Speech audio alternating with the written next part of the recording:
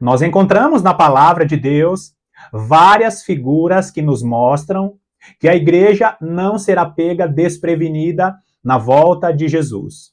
Você é uma pessoa que vive na expectativa da volta do seu Senhor? Você trabalha, você estuda, você cumpre o seu chamado, o seu ministério, você vive a sua vida familiar na expectativa da volta de Jesus?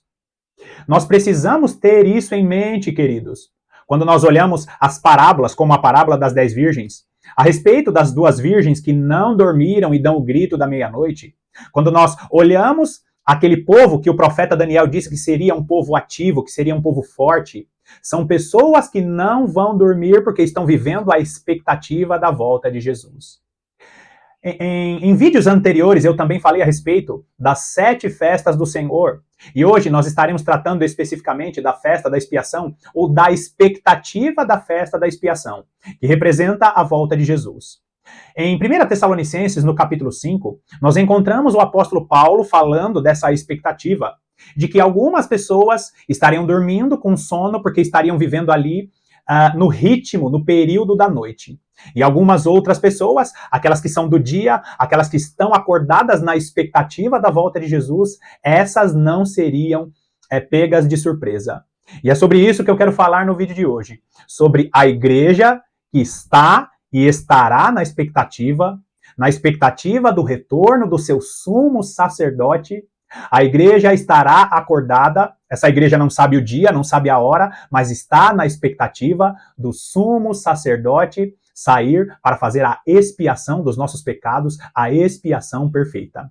Fica comigo até o final desse vídeo, porque aqui nós estaremos meditando em uma revelação maravilhosa. Seja muito bem-vindo a mais essa meditação do canal A Lâmpada para os Meus Pés.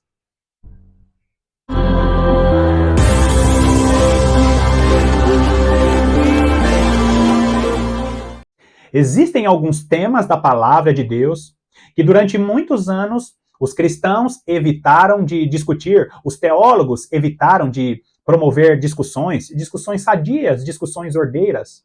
E por que eles evitaram essas discussões? Com o discurso que diz assim: não importa se vamos subir antes ou se vamos subir depois, o importante é que todos nós vamos subir.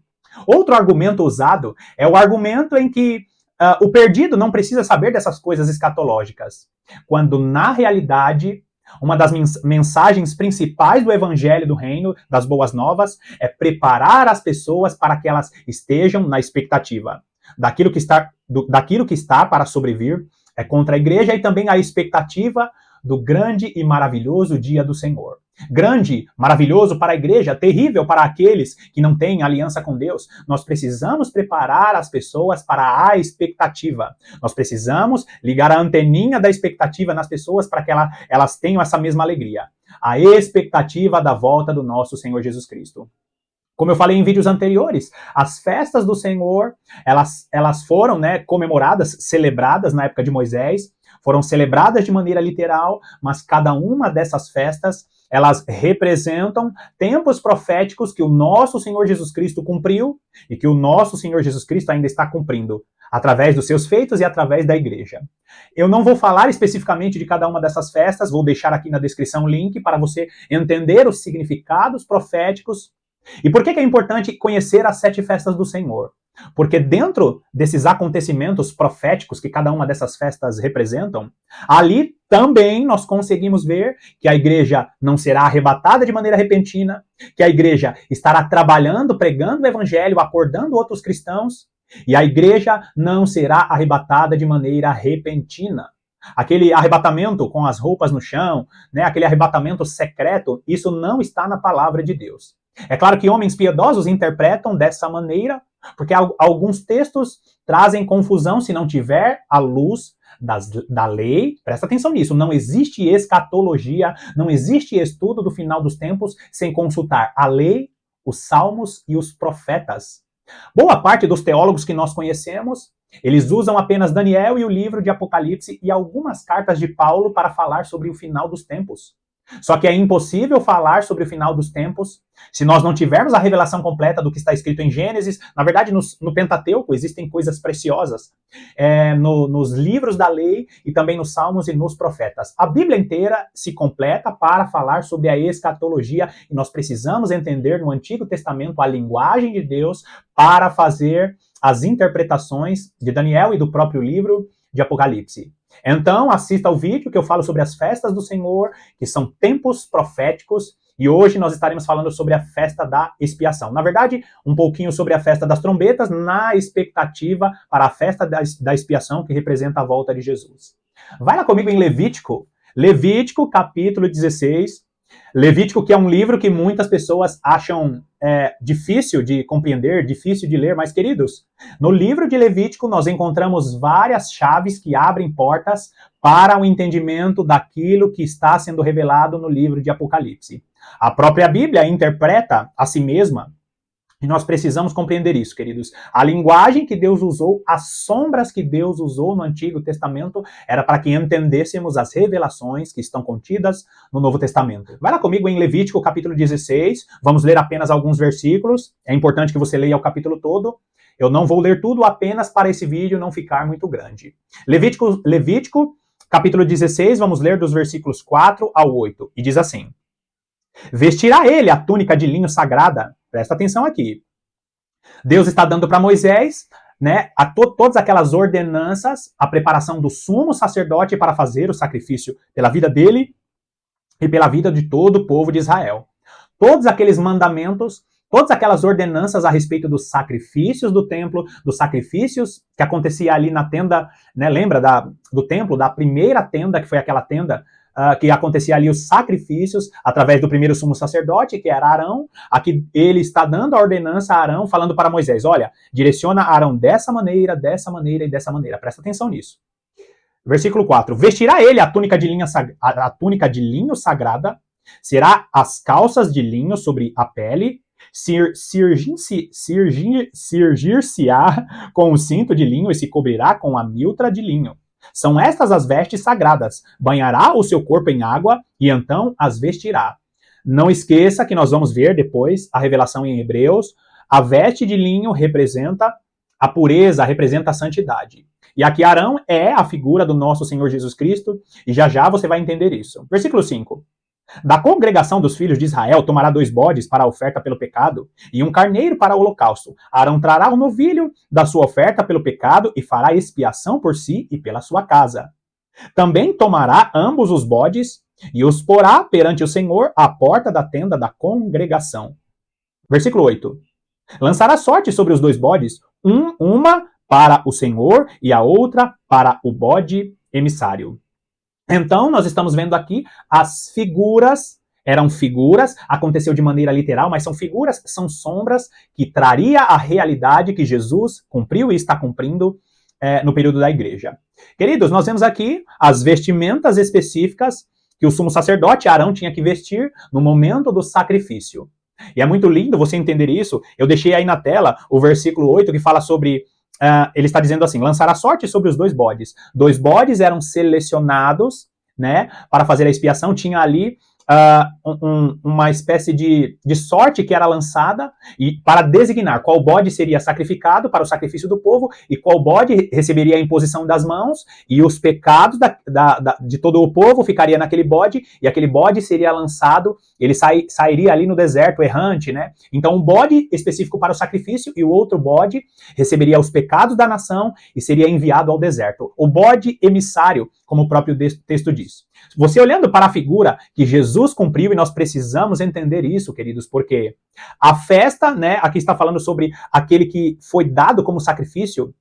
Se você olhar aquela passagem que fala sobre Jesus sendo ali colocado diante do povo, Jesus e Barrabás, que foram as figuras dos 2 bodes, né, que estavam sendo colocados ali, e ali foi tirado sorte para saber qual dos 2 seria sacrificado. Na realidade, não foi tirada a sorte, porque o povo de Israel, daquela época, escolheu Jesus dizendo: sacrifica-o, sacrifica-o. Mas como figura para mostrar que Jesus era aquele que viria para tomar os nossos pecados, ali foi colocado como as figuras desses 2 bodes. Eu não sei se você sabe, mas Barrabás se chamava Jesus Barrabás. E ali, como figura profética do que estava acontecendo na festa da expiação, o nosso Senhor Jesus, ele foi colocado de um lado e o Jesus Barrabás foi colocado de outro. Jesus Barrabás, ele sai dali e não é sacrificado. Ele sai errante, provavelmente continua ali praticando tudo aquilo que ele praticava, com os pecados sobre a vida dele, e o outro Jesus, que era aquele designado, aquele bode designado para o sacrifício pelos nossos pecados, foi ali sacrificado diante de todo o povo. Então, queridos, nós vemos aqui, através da festa da expiação, a sombra, a figura do que Jesus cumpriria. O sacrifício dos dois bodes, um para santificação, um para a expiação do pecado e o outro para receber os pecados sobre a vida dele, e ali ele foi enviado ao deserto. Nós vemos várias figuras, né, de simbologias satânicas, malignas, religiões malignas, que usam esse bode, que seria esse bode emissário que foi enviado. É até uma afronta do próprio Satanás contra as coisas de Deus, porque ele coloca o bode como figura, né, como figura dele mesmo em várias seitas, em várias simbologias malignas, justamente para fazer uma afronta a Deus. Aquele bode cheio de pecado que foi enviado ao deserto, né, com seus pecados, ele coloca este como figura das principais religiões malignas que nós conhecemos. Então, meus amados, nós vemos através desta prática da festa da expiação, Jesus, o bode, né, que foi sacrificado, ele também é figura, ele também se coloca como figura o cordeiro, mas aqui na festa da expiação o bode. Aquele que aparentemente parecia ter pecado, parecia ser homem, ele foi dado como sacrifício pelos pecados de toda a humanidade. Continua lendo agora Levíticos, continua aí Levíticos, vamos ler apenas o versículo 17, que diz assim: nenhum homem estará na tenda da congregação quando ele entrar. Quando quem? Quando Arão, quando o sumo sacerdote entrar na tenda. Nenhum homem estará na tenda da congregação quando ele entrar para fazer propiciação no santuário. Olha só, o povo deveria ficar fora do santuário enquanto o sumo sacerdote entrava para fazer ali todos aqueles rituais para a expiação do pecado do povo. Até que ele saia depois de feita a expiação por si mesmo e pela sua casa e por toda a congregação de Israel. Consegue notar aqui, mais uma vez, o sumo sacerdote Arão, ele faz toda a preparação, coloca ali as vestimentas, todas as vestimentas que fora ordenada por Deus, cada detalhe da vestimenta tem ali um significado profético que aponta para os acontecimentos no final dos tempos, que aponta para os acontecimentos daquilo que Jesus cumpriu e de que Jesus cumprirá no final dos tempos. Então, queridos, as vestimentas e tudo aquilo que o sumo sacerdote fazia na época de Moisés eram sombras daquilo que Jesus realizou, realizaria e realizará. Agora, essa mesma expectativa que o povo ficava esperando ali o sumo sacerdote, esperando a saída, é a mesma expectativa que a igreja está vivendo e estará vivendo na volta de Jesus. A igreja não será pega desprevenida, queridos. A igreja estará atenta, a igreja estará acordada. Como eu falei, ninguém sabe o dia, ninguém sabe a hora, mas os sinais vão mostrar e vão deixar as testemunhas do Senhor atentas para viver essa expectativa da volta de Jesus. Agora, vai lá comigo em Hebreus capítulo 4. Hebreus é um livro maravilhoso que nos explica a maior parte dos significados dessas sombras que eram realizadas no Antigo Testamento. Hebreus capítulo 4, vamos ler apenas os versículos 14 e 15, que diz assim: tendo, pois, a Jesus, o Filho de Deus, como grande sumo sacerdote, presta atenção aqui, lembra que eu falei? Arão, o primeiro sumo sacerdote, Jesus é a figura do sumo sacerdote, aquele que realizou o sacrifício perfeito. Tendo, pois, a Jesus, o Filho de Deus, como grande sumo sacerdote, que penetrou os céus, conservemos firmes a nossa confissão. Olha só que interessante isso. Conservemos firmes a nossa confissão. Ou seja, fica firme no seu posicionamento nessa expectativa de que o grande sumo sacerdote vai fazer aquilo que ele prometeu que faria. A fé é justamente isso. Acreditar naquilo que Jesus fez, naquilo que Jesus está fazendo e naquilo que ele fará no final e no início de todas as coisas. Olha o versículo 15. Porque não temos sumo sacerdote que não possa compadecer-se das nossas fraquezas, antes foi ele tentado em todas as coisas, à semelhança, mas sem pecado.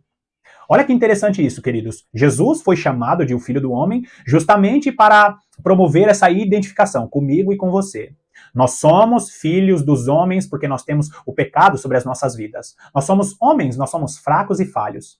Algumas pessoas podem até estranhar, dizendo, mas como pode Jesus a figura de um bode na festa da expiação? E é justamente isso, queridos. Por quê? Porque ele veio como cordeiro para nos remir de nossos pecados. Ele morre na cruz do Calvário para nos remir de nossos pecados, mas também ele veio como aquele que foi o bode da expiação. E por que isso, queridos? Porque nós vemos que quando esses dois bodes eles eram escolhidos, eles eram bodes idênticos. Um, claro, tinha ali uma função mais nobre e o outro era enviado cheio de pecados. Errante, o emissário enviado ao deserto cheio de pecados. Você olhando para os dois bodes, ou você olhando para Jesus e para Barrabás naquela época, talvez as pessoas olhassem e dissessem, não tem diferença, os dois são criminosos, quando na realidade era só uma aparência para trazer a identificação com as pessoas. Jesus ele veio como figura de homem para causar essa identificação e cumprir isso que está escrito aqui em Hebreus. Ou seja, ele pode se compadecer, ele se compadece das nossas fraquezas, porque ele colocou uma roupa de homem. Com vestimenta de homem, ele se identifica com nós. Teve as mesmas dificuldades, sofreu as mesmas tentações e ele venceu todas elas. E por causa da sua vitória na cruz do Calvário, nós podemos dizer, nós somos vencedores porque ele fez o sacrifício perfeito e ele nos entende, queridos. Então, nós vemos que Jesus é esse sumo sacerdote e a igreja precisa estar na expectativa daquele que sabe de todas as coisas. Ele se colocou como homem, ele se colocou como sumo sacerdote, ele se colocou como Arão, mas Arão era apenas figura, semelhança, não igual, porque como Jesus não existe outro. Jesus, ele foi e ele é perfeito. Mas como semelhança, nós precisamos também estar nessa expectativa de que ele está agora no tabernáculo celestial, e você precisa entender isso. Jesus é o nosso sumo sacerdote porque ele está lá intercedendo por nós, ele está fazendo o trabalho do sumo sacerdote, e ele já cumpriu o sacrifício perfeito, mas ele virá de maneira literal cumprir aquilo que nós tanto esperamos, que é a remissão dos nossos pecados de maneira literal. Nós não sofreremos mais com a impureza, com a fragilidade do nosso corpo, porque ele vai vir e expiar o pecado de maneira literal. Olha só o que Daniel diz, vai lá comigo, Daniel capítulo 9, vamos ler apenas o versículo 24 e presta atenção que é mais uma palavra que Deus está dando para Daniel a respeito daquele que viria para cumprir de maneira literal o sacrifício perfeito. 70 semanas estão determinadas sobre o teu povo e sobre a tua santa cidade, para fazer cessar a transgressão, e presta atenção aqui, queridos, é só você interpretar isso aqui de uma maneira simples. As 70 semanas precisam se cumprir para a volta de Jesus e expiar os pecados de maneira completa. Ou seja, as 70 semanas precisam acabar e Jesus voltar e cessar todo o pecado. Por isso que não existe dois momentos. Jesus volta e não tem mais nada. Por quê? Porque a igreja estará na grande tribulação, que é a 70ª e última semana de Daniel. Então, Jesus volta, expia os pecados e acaba ali. Não tem pessoas que ficam na tribulação e outras que sobem. Jesus volta depois que a igreja já passou pela grande tribulação. Mas continua aí. 70 semanas estão determinadas sobre o teu povo e sobre a tua santa cidade. Já falei sobre quem é este povo de Daniel. Assista ao vídeo que eu falo sobre as duas casas de Israel. O povo de Deus, o Israel de Deus, está determinado aqui, né? As 70 semanas. Olha só isso aqui. Depois que acabar as 70 semanas, para fazer cessar a transgressão, para dar fim aos pecados, para expiar a iniquidade. Olha o profeta Daniel usando a linguagem das festas. Para expiar a iniquidade, para trazer a justiça eterna, para selar a visão e a profecia e para ungir o Santo dos Santos. Cada uma dessas maravilhas tem um significado, tem um acontecimento que Jesus cumpriu, cumprirá, né? Mas eu quero que você foque nisso aqui. Jesus vai voltar para expiar a iniquidade. Ele vai voltar para expiar a iniquidade. O que significa isso? Mas ele já não expiou na cruz do Calvário? Jesus Cristo, ele morre na cruz do Calvário, Ele é hoje o sumo sacerdote que está no tabernáculo lá nos céus. Existe um tabernáculo lá no céu. Jesus intercede por nós. Jesus, ele é o nosso sumo sacerdote, está fazendo expiação pelos nossos pecados. Quando nós pecamos, nós pedimos perdão ao Senhor. Nós somos perdoados, nós temos que crer neste perdão, mas chegará um tempo em que ele rasgará os céus como o sumo sacerdote. Ele virá buscar o povo que está na expectativa do sumo sacerdote sair do tabernáculo que está no céu. A tenda hoje, como figura, são os céus, e Jesus rasgará os céus e virá com poder e grande glória buscar o povo que está na expectativa de seu retorno. Jesus Cristo é o sumo sacerdote e ele fará a expiação dos nossos pecados. Nós não teremos mais a corrupção. Aquilo, lembra o apóstolo Paulo dizendo sobre isso? Sobre a transformação dos nossos corpos? Nós seremos arrebatados e teremos os nossos corpos glorificados. Este corpo, que é corruptível, se revestirá da incorruptibilidade, quando o nosso sumo sacerdote virá para fazer a expiação dos nossos pecados. Olha que figura interessante, vai lá em Lucas capítulo 1. Lucas capítulo 1, nós vemos aqui a figura, né, que acaba se cumprindo através do sacerdote Zacarias. Você lembra Zacarias, filho de João? Aliás, Zacarias, pai de João, né? Pai de João Batista.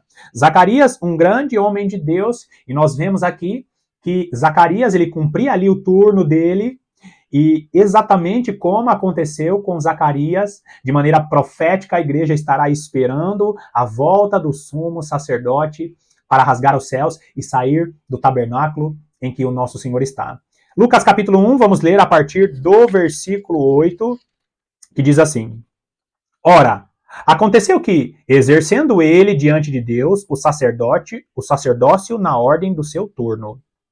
Aqui está falando sobre Zacarias, que era o pai de João Batista, sacerdote Zacarias, ele estava cumprindo ali o turno que acontecia. Os sacerdotes, os sumos sacerdotes tinham que cumprir escalas que eram estabelecidas ali. E ele estava na escala no período dele.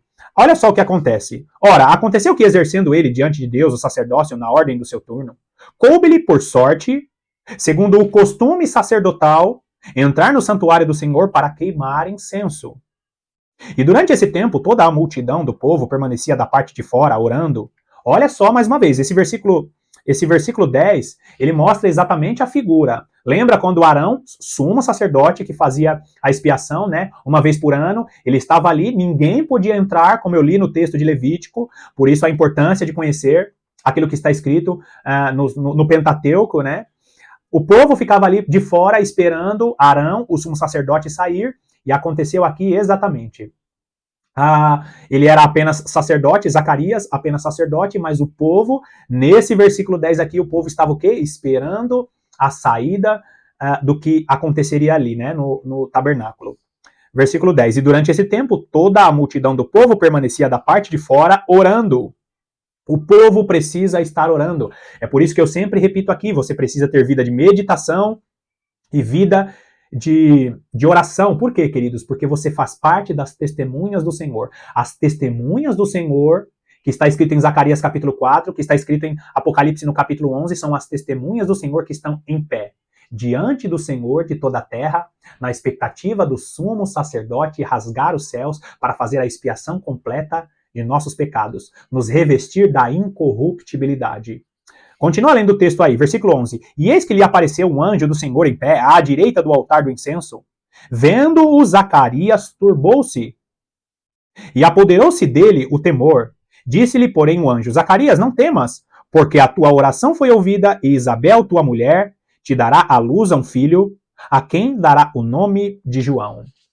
Aqui tem várias figuras, eu não quero entrar nas figuras desse texto, mas o que nós precisamos entender, que esse acontecimento que ocorreu aqui com Zacarias é também uma figura da expectativa que a igreja vai estar vivendo. O povo esperando o sacerdote, o nosso sumo sacerdote, sair do tabernáculo, e a igreja vai estar orando, vai estar na presença de Deus, buscando a presença de Deus para não dormir no final dos tempos. Um outro detalhe interessante é que neste texto nós encontramos Zacarias dentro do tabernáculo, tendo ali a experiência com o anjo. Ele tem ali a experiência com o anjo também nos mostrando a figura. Por quê, queridos? Porque pouco tempo antes da volta de Jesus, Nós vemos ali, o livro de Apocalipse nos mostra isso, o mover dos anjos no céu para aquilo que vai acontecer na terra. Nós vemos os anjos, que são figuras sacerdotais no céu, todo aquele mover dos anjos antes dos acontecimentos, os anjos que tocam as trombetas, os anjos que estão ali cumprindo alguns trabalhos sacerdotais no céu, mostrando que essa figura de Zacarias, o pai de João Batista, estava cumprindo neste tempo. Então, queridos, a igreja precisa estar nessa expectativa. Nós não sabemos o dia, nós não sabemos a hora, mas os sinais, presta atenção nisso. A nossa vida de oração e a nossa vida de meditação da palavra de Deus é que vão nos manter acordados para os sinais que vão acontecer neste mundo. E aí sim nós viveremos a expectativa da saída do nosso sumo sacerdote do tabernáculo dos céus. Então, tenha vida de oração, tenha vida de meditação da palavra de Deus, para que você viva essa expectativa maravilhosa e também para que você seja capacitado para mostrar para as pessoas que elas precisam estar na expectativa da volta do nosso Senhor Jesus Cristo. Esse é o cumprimento da festa da expiação. Nós tocamos trombetas para anunciar a volta de Jesus, para que as pessoas fiquem nessa expectativa. A volta de Jesus que representa a festa da expiação, quando ele sairá do tabernáculo do céu, rasgará o véu, né, esse véu que é os céus, rasgará os céus, mostrará sua glória a todas as nações, expiará os nossos pecados de maneira definitiva, e assim nós poderemos celebrar com ele a festa dos tabernáculos. São essas as festas que se cumprirá através da igreja e do nosso Senhor Jesus Cristo. Não esqueça, para entender melhor esse tema, assista aos vídeos que eu falo a respeito das festas do Senhor. Bom, finalizamos aqui mais essa meditação, te agradecendo pela sua companhia. Que Deus te abençoe ricamente e eu te aguardo nos próximos vídeos.